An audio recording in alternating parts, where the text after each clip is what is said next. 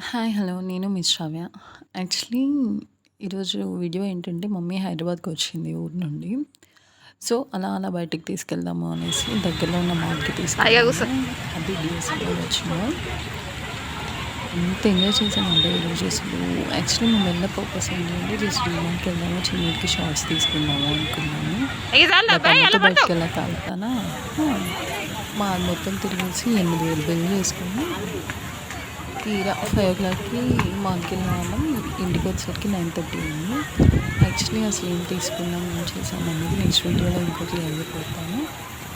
But I loved it. మమ్మీని బయటికి తీసుకెళ్ళడం, మమ్మీకి ఒక బ్యాగ్ కూడా గిఫ్ట్ చేశాను. అదంతా నెక్స్ట్ వీడియోలో చూపిస్తాను. ఎంత హ్యాపీగా అనిపించిందంటే వాళ్ళిద్దరితో డే స్పెండ్ చేయడం. మీరు కూడా అప్పుడప్పుడు ఇలా పేరెంట్స్‌తో స్పెండ్ చేయండి అబ్బా! మనకెంతో చేశారు వాళ్ళు. ఎప్పుడు చూసినా ఇంట్లోనే ఉంటారు. సో, ఇలా బయటికొచ్చినప్పుడు బయట తిప్పడం వల్ల they will feel so happy కదా! నాకిక్కడ ట్విన్నింగ్ డేస్ కనిపిస్తుంది కదా! చాలా అంటే చాలా బా నచ్చింది. హ్మ్. నెక్స్ట్ డీమార్ట్‌కెళ్ళాము actually.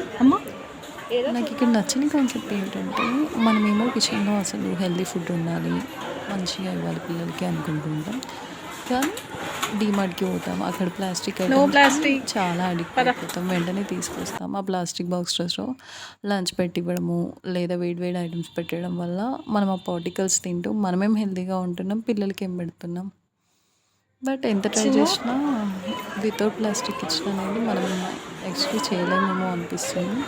This is the video. I'm signing off for today.